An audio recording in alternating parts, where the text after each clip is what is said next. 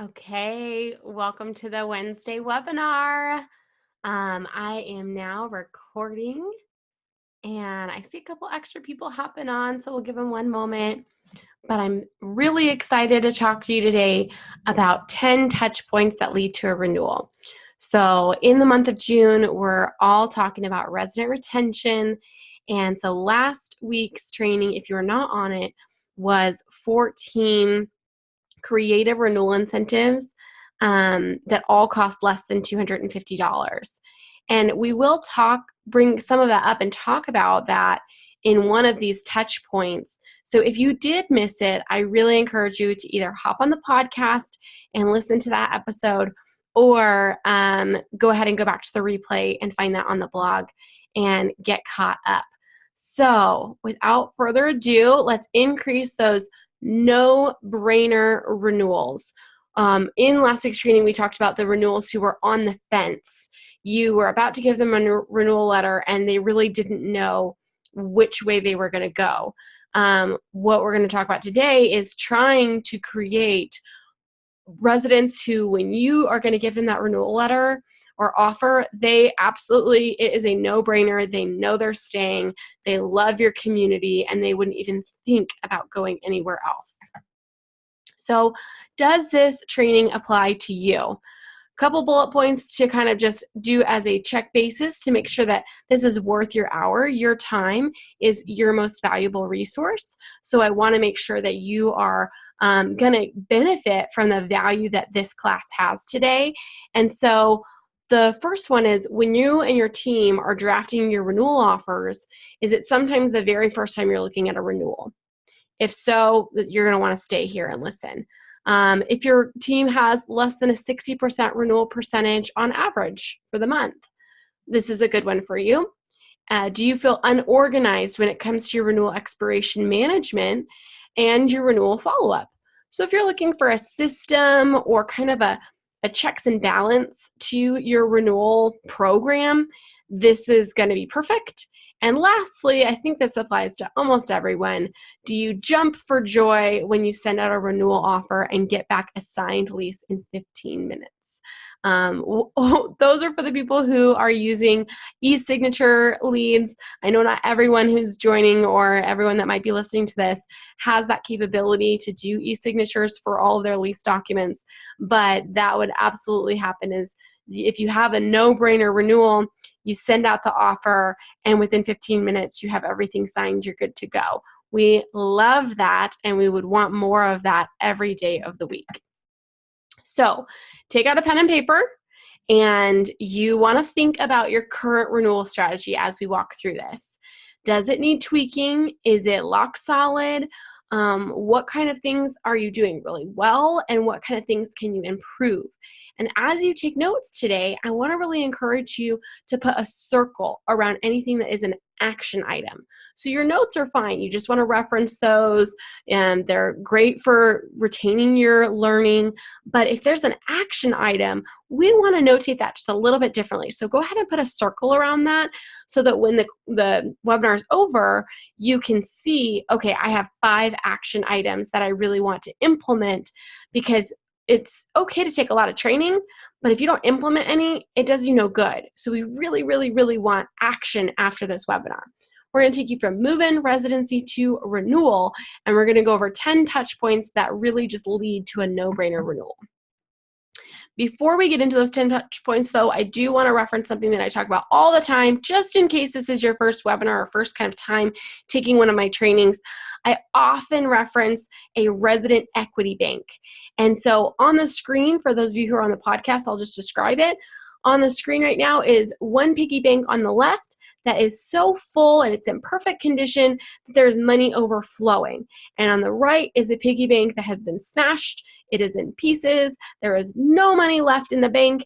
The money is scattered all about, and it is a sad sight. So we have these great residents who come to our communities, and they start off with a perfect piggy bank.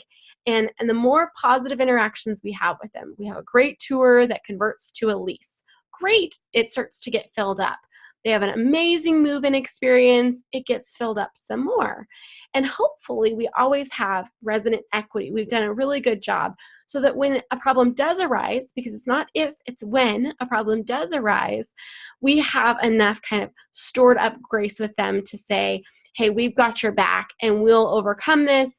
And then when we do, then the money goes right back in. And the one on the left is a perfect example of it's overflowing. So if we do such a good job with our residents, it actually overflows, and that's what you get your positive online reviews from, your resident referrals, and of course, your renewals. On the right, something bad happened. The piggy bank is smashed. There's no money left. It's all scattered. I'll give you an example of something that could cause this.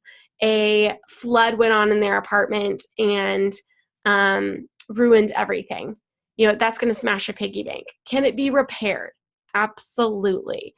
What about they have a horrible neighbor next door and we just really can't seem to get that under control?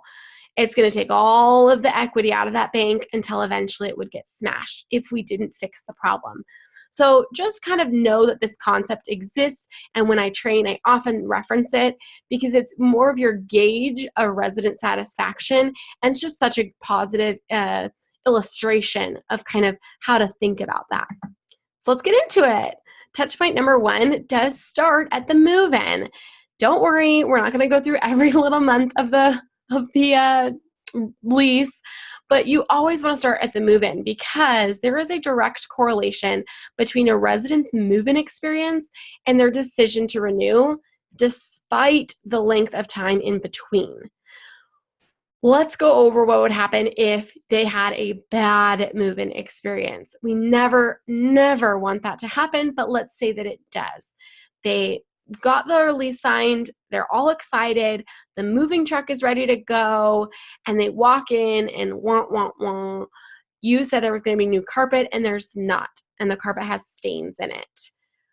They're immediately planting a seed in their head that says, I made a bad buying decision.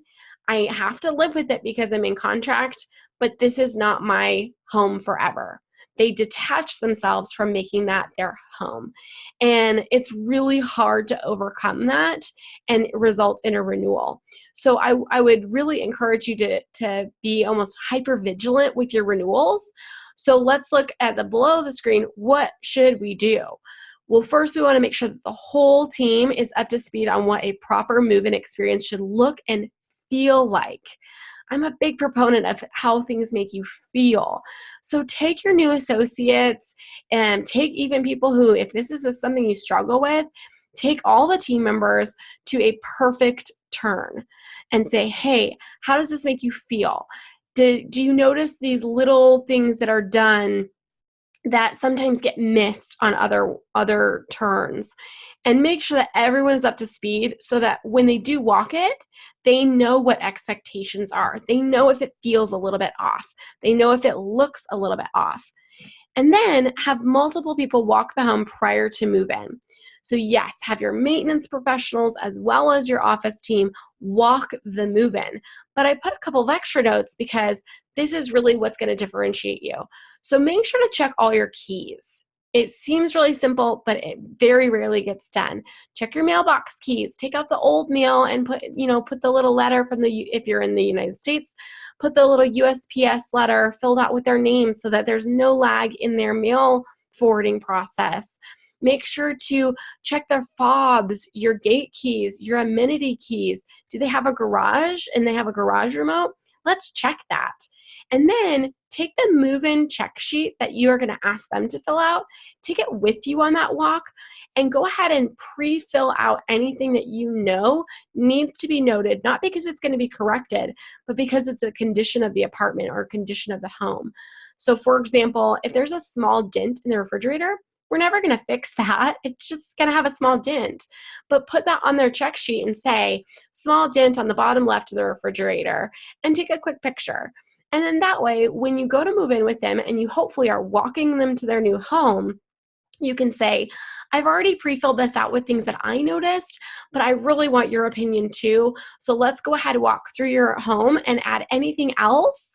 We really want to make sure that we have the exact condition of your apartment before you move in, so that you and I both know that these issues were there before you came, and there's nothing we can do or fix, or we're not going to rectify it, but you for sure did not make that dent in the refrigerator. So we just all want to be on the same page.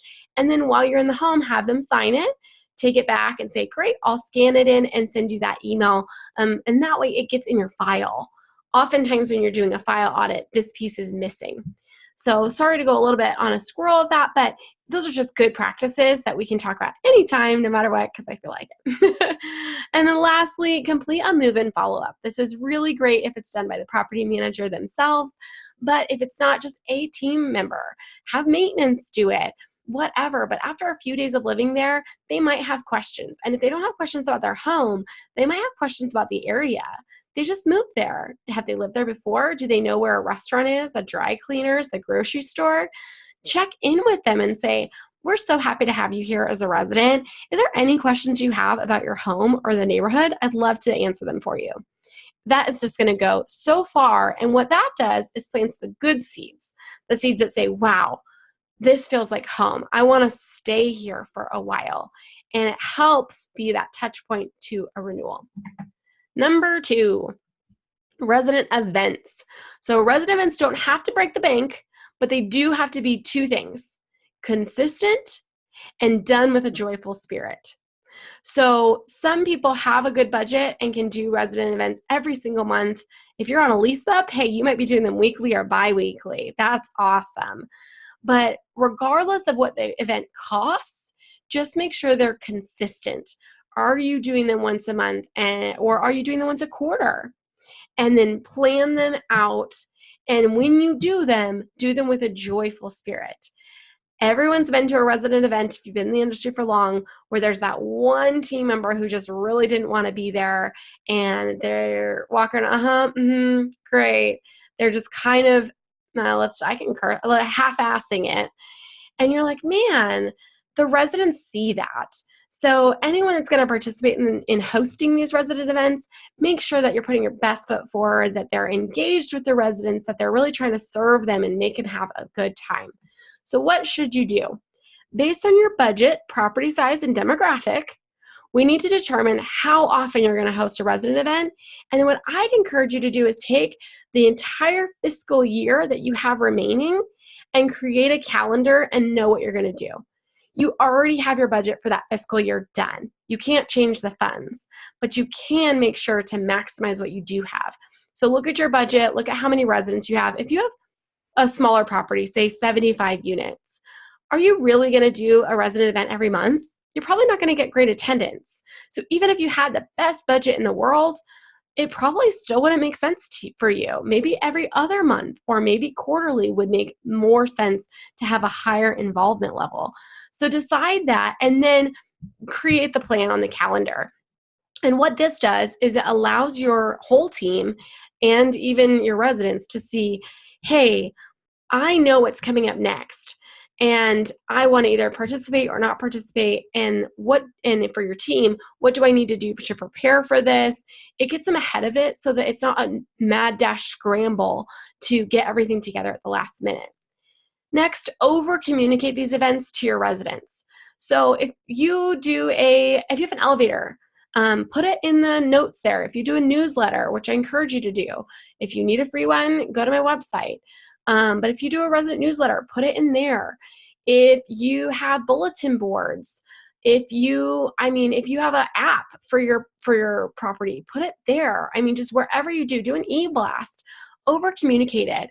And the one that's most often underlooked if they do all the other things is that they don't personally invite residents.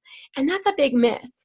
So you have residents coming in your office every day and you have an event scheduled for 2 weeks out. Let's say it's a game night and spirits, right? So you're going to provide the drinks and a little bit of refreshments, and everyone brings the game from home. Pretty inexpensive event. Well, make sure that when any resident comes, that when you leave, say, hey, is there anything else I can do for you? No, I'm good. Awesome. Be sure to join us in 2 weeks. We're having that game night. We provide refreshments. Are you going to be there? Can I expect to see you? Create that excitement and personally invite your residents. It's awesome. And then lastly, prepare and execute with a joyful spirit that your residents will notice and enjoy. We kind of already talked about that. So thumbs up or thumbs down if you're still with me and doing a great job. Awesome. Okay, let's move on to number 3 then. Maintenance. It's not a matter of if something will go wrong with maintenance, it's a matter of when. So setting proper expectations and over communicating to your residents is the key to maintaining strong resident relations. So let's immediately talk about what should we do. The first one is you need to identify communication opportunities related to both standard service requests and emergency calls. A lot of times teams might have a great communication style when it's a service request. They might always follow up if it's an online ticket and always follow up afterwards to make sure that it was done properly. But an emergency call comes in and it gets treated a little bit differently and it's missed because it's done in the middle of the night. So they put it in and then it kind of just doesn't get that same attention. I'm not saying that always happens, but if that's you, if you identify with that, make sure to circle that as an action item to go back and look at what opportunities you have there. And then review with your entire team the ideal communication strategy, because this will help ensure that the message from both your maintenance and your office is unified. What we don't want to happen is your maintenance says one thing and your office says another, and your resident gets stuck in the middle. So remember, we're talking about touch points to renew. So maintenance is a problem. It has the risk of taking money or taking equity from your resident equity bank. And we want to make sure to outperform those expectations and over communicate so that not only does it not take any equity from your resident equity bank, you actually gain trust by making sure that they know, hey, I got your online service request. It's going to be done within 24 hours. We'll follow up with you afterwards. It's no problem. Hey, while we're there, can we change out your air filter, whatever else, other services you do? And then after that happens, calling them back. How did it go? We just want to make sure that, touch base, everything's good in your apartment. Awesome. If you need us, we're here for you. That would really make a smooth situation out of a maintenance occurrence and gain you momentum towards getting that renewal. And then lastly, remind your residents through appropriate communication, not like an in-your-face communication, but appropriate communication that on-site maintenance is a benefit of living in an apartment community. And this is often never even talked about on site, which is something that just blows my mind because it's part of the value that you're selling of living in an apartment community. I have pretty long hair. It's like pretty long. And every once in a while, my shower gets, clogged up just because hair, right? So say they move in and their shower is running absolutely perfect, but they're like me and they have long hair. And 6 months in, they need to snake their drain and they've never done it before in their life. They've never even think to stick their hand down there and just fish out some hair. And so they put in a service request. If that was in a home situation, they would be having to find a plumber or a service technician or a handyman. They would have to vet them out, get estimates or quotes, be home when the work or the estimates got done. And then they'd not only have to pay for the service, but because that's such a minor service, they'd have to pay for a trip charge too. So it could cost easily $150 to snake a drain if they didn't want to deal with it themselves. Or the alternative is they'd have to go to Home Depot and get one of those little contraptions and snake it themselves and be grossed out. But by living in an apartment community, it's a out of mind, peaceful situation where they put in a service request, don't even think about it again, and it gets done. And it's free. We need to be talking about that, guys. We need to tell them, oh man, I absolutely will get John down there to fix that for you. How great is it that that's one of the services that we provide you for absolutely free as part of living here? Gotta love apartment living, don't you think? Just find a way. That's why I always put appropriate communication. We don't want to sound like we're boastful or sound like, man, we do everything for you. You know, we want to be sensitive to how it comes off, but by all means, try and find a positive way to reinforce to your residents over and over that that is a huge value add. Because then when they get that renewal and it's a little bit expensive or you bump them up in rent, they're like, yeah, but man, I don't want to live in a house. I don't want to go rent a house. I might have to wait or take care of it. I'm not going to get the maintenance service that I get here. Man, that's just unbeatable. All right, moving on. Number 4. How are we doing on time? Okay. So special opportunities. This is my favorite. Go figure. I like to surprise and delight. So special opportunities is your resident wants to feel special. They can feel sometimes like they're literally their apartment number to you. So they go in, oh, what unit are you in? I'm in 104. It's not, hey, Susie, how are you? How's it going? So sometimes they can feel that way. So how can you go out of your way to show them that you care? Oftentimes, people do this without even meaning to. They remember names, they ask about how their pets are, but they don't really capitalize it on a value add. And that's where this helps you get a renewal, is if you are able to, well, let's talk about what you should do, and then I'll give you some examples. So first of all, decide what your team feels that they can do consistently. So consistently is different for every property. If you have a smaller property versus a larger property, it could look very different. I'm going to go to bullet point number 2, and then we're going to wrap both of them in an example. So bullet point number 2 is purchase or know the process of purchasing your special items to surprise and delight them and create these special opportunities. So here's the example we'll use. Birthdays. Everybody's got one. Everyone wants to feel special on their birthday, and you should be putting it in your demographic information, so you should know whose birthday is on your property. If you have a site that has 75 units versus a site that has 400, do you think your birthday celebration or what you might do to make someone feel special on their birthday is going to look a little different? Absolutely. So on a 75 unit property, that's just 4 to 5 birthdays a month on average. So is that right? Let's just see how fast I do math. Maybe 6. Okay, but very, very few, right? So do you think that you can send them possibly a birthday cookie through the mail? There's like package services. Or do you think that you could write handwritten cards to all of them at one time in the month and send them out on the first of the month for their birthday month? Or put a helium balloon on their birthday, all sorts of things that you could do, right? Even, I mean, if you're a smaller one, some people listen to these that are actually our property managers for single families. You could even have something sent to their house, like edible arrangements, if you just have a few. But if you have 400 units, which is the majority of people that listen to this, that's not going to be feasible at all. You could, however, go onto canva.com, make a really cute birthday card, like postcard for them that says from the team, and then just make it to, in general birthday. Don't put a name on it. And then you could schedule it to go out in an email. That is so easy and takes very little time, and you just do all the month at a time, because if you have, say, 10 to 20 birthdays that month, you just sit down in one setting and set up those 10 to 20 emails to be delivered, to schedule the delivery date to be on their birthday. And that's it. So that's a 30-minute task to take care of all that. So that's why I say, what can you do consistently? And how does that look like for your team?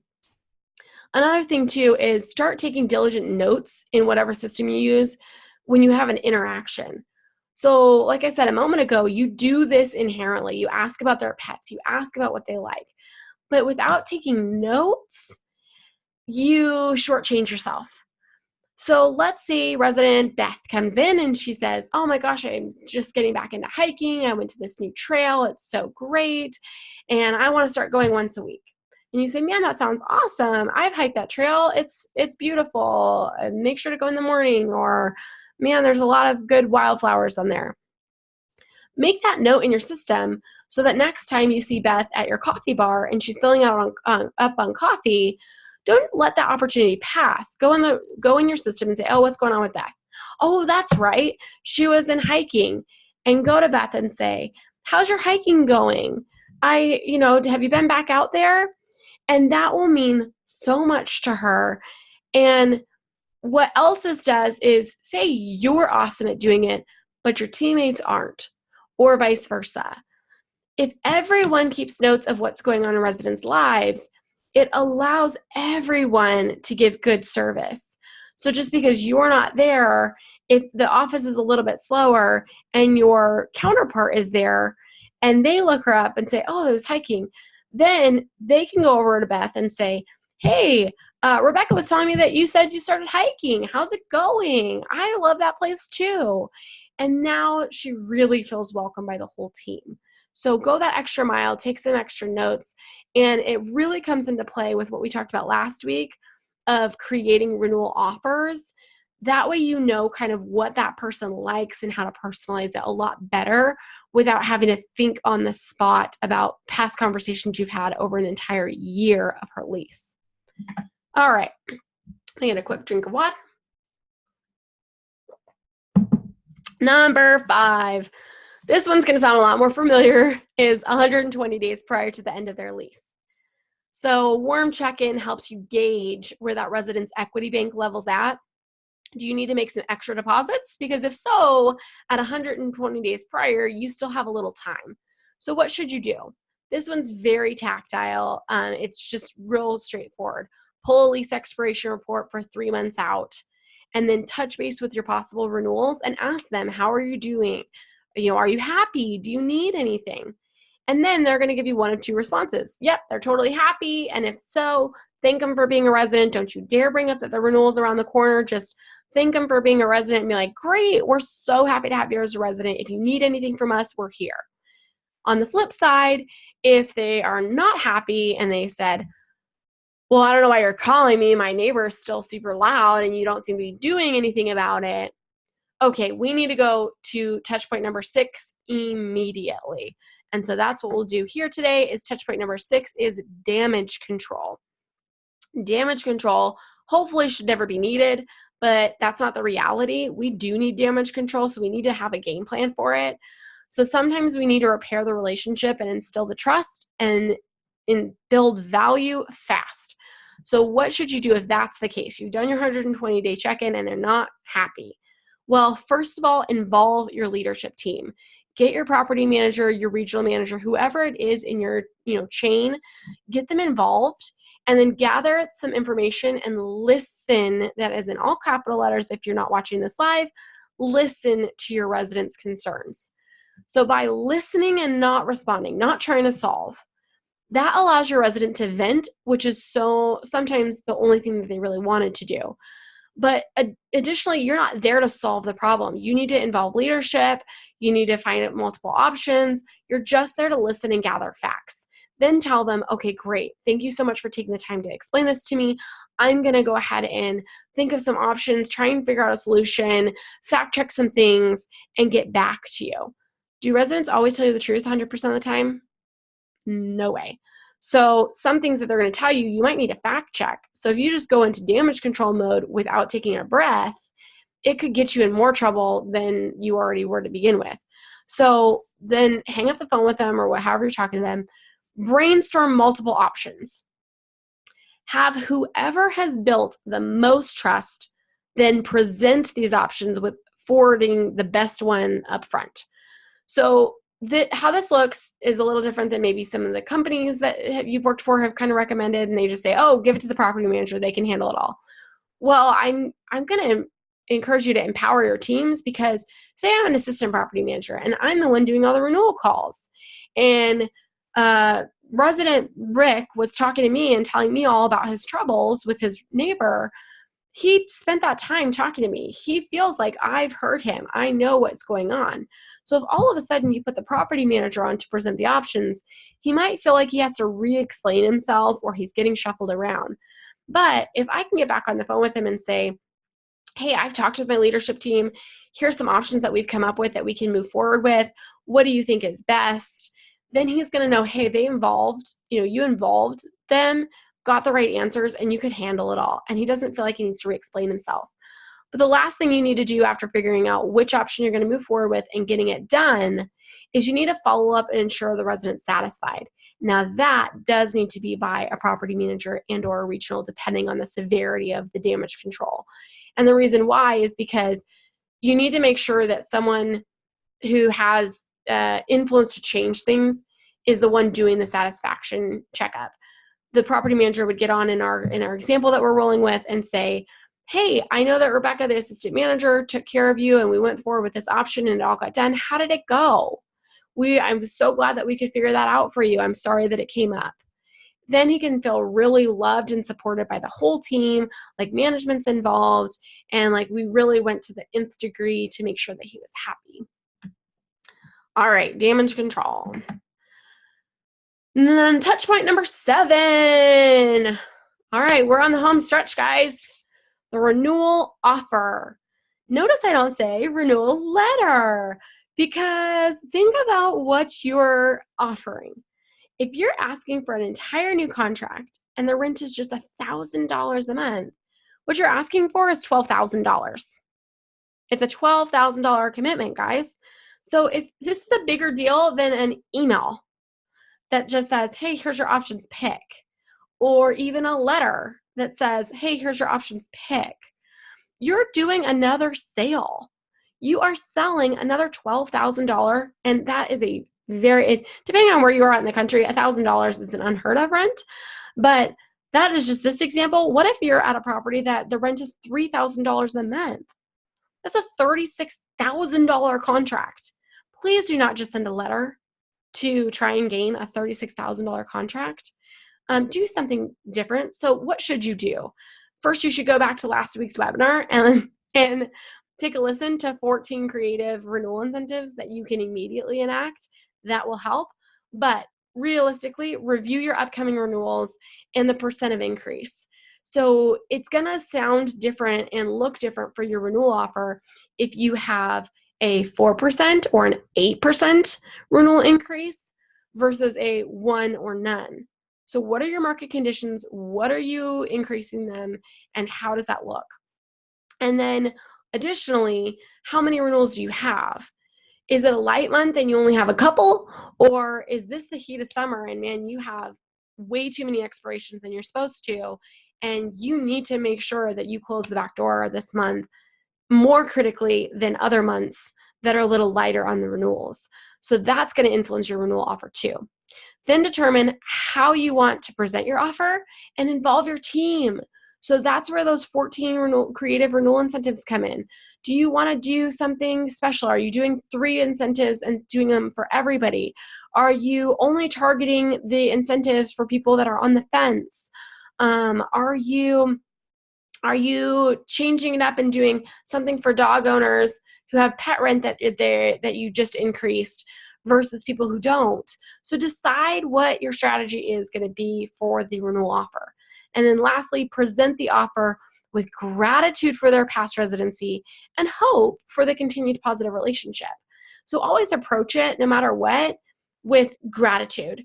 They've been your resident for a long time, and you're grateful for your partnership, for that, that they're your resident, they're your client, and you want to hopefully retain them as a client moving forward. So have a really expectant attitude that they will renew. You're going to provide them the best service, and you really want to continue that positive relationship. Attitude matters, guys. It really does. And if your entire team's involved, what's really cool is when this is lived out in a team, if everyone knows who's renewing, they can be at the pool and be like, oh man, Christina, I hear your renewal's coming up. We would love you to stay. We just, you're such a great resident. Hope that you stay. And then walk away. That's it. You don't have to talk to her about it there. But if everyone knows that she's coming up and that they care, she's going to feel like more than just her apartment number, and it's going to push her to renew. Your next touch point is touch point number 8, follow up. So after you've done the renewal offer, you want to follow up with them, of course. Touch base with your residents. What are they planning to do? This, again, is a pretty tactile touch point. Call, text, or email your resident. Be prepared to answer questions, and if you don't know them, get the answers quickly and get back to them. Something you're going to want to be prepared for in this step is, are you doing renewal negotiations? Some companies and some properties say, nope, We are never doing renewal negotiations. That's our policy. And that's okay. That's your policy. But most people in the industry have some wiggle room for negotiations, especially if it's going to be one of those heavy renewal months or you're struggling to get renewals. So know what renewal negotiations or tactics that you have up your sleeve. And that way, when you follow up, you can really manage that situation. Then continue with a cheerful, service-oriented attitude. Always, always, always. It makes such a big difference. And then if you know that they're planning to give notice, example, they bought a house. So you gave them the renewal offer and you're following up with them and they say, I'm sorry, Rebecca, we bought a house and we're just waiting for escrow to close. We're definitely going to give notice. You can't do anything about it at that point, but you still need to serve your clients well. So be prepared for those conversations and have everything outlined that they need to do to have the smoothest move out possible. I would even have a prorated rent or anything like that. Gather that up and send that to them. Just continue to knock their socks off. This will help you get a post move out online review, and it will also help you get past resident referrals. So let them know, hey, sorry to see you go, but your friends and family are, you're always welcome to come back. And that will really, really do just a lot for your overall property health. Touch point number 9. You did it! They renewed! So that is exciting, but don't miss out that this is still a touch point. You earn the renewal, don't drop the ball. That's all you have to do in here. Be timely and accurate when presenting your renewal contract to be signed. So what should you do? Verify information and prepare the lease documentation. You should also get the resident to sign it, and you should sign it, and get their renter's insurance updated. So make sure that you're listed correctly on that renter's insurance, that you have it, that it's in your files, and then update all your demographics in the system. So this step is often overlooked, but did they change cars? Did they get married and change their name? Because if so, the lease needs to reflect differently. All sorts of stuff for the demographics. Did they change a job? Let's go ahead and update that too, because those demographics are very, very valuable when it comes to your marketing strategy. What is your resident mix? What does that look like? What happens if your property goes for sale in a couple months? Those are all key things that have to do with a transaction. So that resident demographic, just take that opportunity to update it and make sure that it's on point. And lastly, make sure that your resident knows the rent amount for the prorated month. So if they're renewing and you probably increase them, they have one odd month where they're not quite off their old rent, they're not quite on their new rent 100%, so they're gonna have a proration month before starting their new rental rate. And make sure that you tell them, hey, here's what it is, because that will help with just kind of that communication piece as well as your accounting. Last touch point, and then we'll go to questions, is again, follow up. I didn't duplicate the slide. This isn't a mistake. Now it's your time to reconfirm with them that they made the right decision and set the tone for their new lease. Your entire renewal process is cyclical. So the minute that they sign their renewal, you're starting over with touch point number 1 for your next renewal, because we really just want them to continue to stay as long as it fits their lifestyle. So what should you do after they sign their renewal to follow up? First, determine as a team what your after renewal action will be. Is it a handwritten thank you card? Do you give a renewal gift at that point? If you gave a renewal incentive, probably not, but if you didn't, maybe you do. Is it a phone call? I don't know, and I don't really care as long as it gets done, but determine what you guys are going to do, and remember that it needs to be consistent. So if it's a renewal, if it's a handwritten thank you card and you have 400 apartments, I don't know that that's really availability to be consistent. That's too much work for you. So try and figure out something that works with your property flow, works with your team, and make sure and enact it. Then when you are giving that follow-up, project an excited energy that celebrates with your resident. This is something to be celebrated. This is a whole new contract. Just as much as you'd celebrate a move-in, celebrate a renewal. If all went well, don't forget that piggy bank might be overflowing at this point. You knocked it out of the park. They renewed. You did it. Ask them for that online review. Just don't forget, guys. Just ask. ask for that online review and say, we're so grateful that you renewed. We're excited that you're going to spend another year here. And we're just so overjoyed that we would love if you could put an online review on, and then pick your thing, Google, Yelp, whatever it is, apartments.com, wherever you need the extra rating, ask them to do it there. So that's the 10 touch points: move-in, resident events, maintenance, special occasions, 120 days prior to lease end, damage control, which we hopefully don't have to use, but we might, renewal offer, follow-up for the renewal offer, then they renew, and then a follow-up for the renewal. So what are you going to do now? It's time to take action. Look at your notes. What do you have circled? What do you have as action items, guys? That's why we circled them. Make yourself a deadline for each action item so that you can actually implement them. That'll take this from a training to an actual implementation, action, and results, which is what we want. So if you have questions about this or anything in property management, don't hesitate to reach out. Remember, my email is rebecca@multifamilytrainer.com.